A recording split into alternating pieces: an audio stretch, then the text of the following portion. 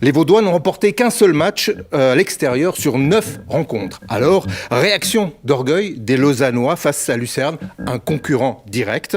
3 points et rien d'autre. Les joueurs de Magnin donnent tout de suite le ton de leurs envies pour ce déplacement périlleux. Les Vaudois évoluent sans leur défenseur Dussen suspendu et sans leur nouveau transfert. Simone Pafundi, 17 ans, l'Italien prêté par l'Udinese, n'est pas encore qualifié. 7e minute, l'arbitre voit jaune pour la faute du Lucernois Bellocco sur Bernédet, mais la VAR intervient.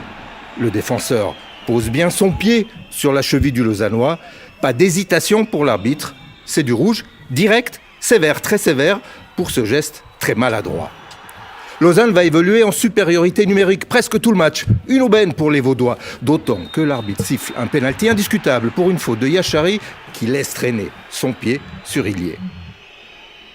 Seine s'élance et transforme ce pénalty pour le 1-0 à la 20e minute. Lausanne prend l'avantage, même si le gardien Loretz effleure d'un rien le ballon. Les supporters en nombre qui ont fait le déplacement sont soulagés et quand même inquiets de voir leur joueur trop maladroit.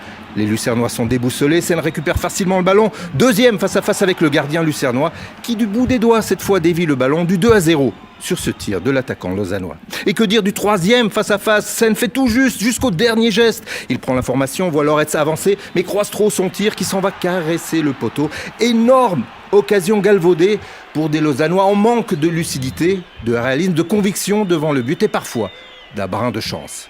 Malgré tout, Lausanne Sport mène 1-0 à la pause. La deuxième période est tendue entre des Lausannois qui laissent jouer et des Lucernois qui retrouvent leurs esprits. Lausanne n'est toujours pas à l'abri. Aucourt rate provisoirement l'égalisation à bout portant, mais les Lausannois perdent petit à petit le fil du match. Les Vaudois reculent et subissent. Calou perd la balle. Lausanne immédiatement punie. Une frappe de Dorme qui trompe le gardien Letica à l'heure de jeu. Égalisation méritée un partout. La physionomie du match a complètement tourné en faveur des Lucernois alors que les Lausannois jouent en supériorité numérique depuis la 7e minute.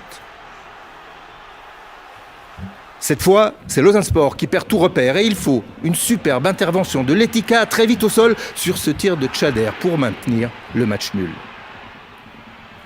Il n'y a plus qu'une seule équipe qui joue, Lucerne. La dernière occasion est encore pour les Alémaniques, mais Cadac gracie les Lausannois, chanceux qui pensent à 11 avoir fait le plus dur. Mais il reste une poignée de secondes à jouer et Lausanne craque. Encore une erreur défensive et Ottiguer profite du cadeau pour offrir la victoire aux Lucernois 2-1 à la 90e minute. Lucerne s'impose sur le fil.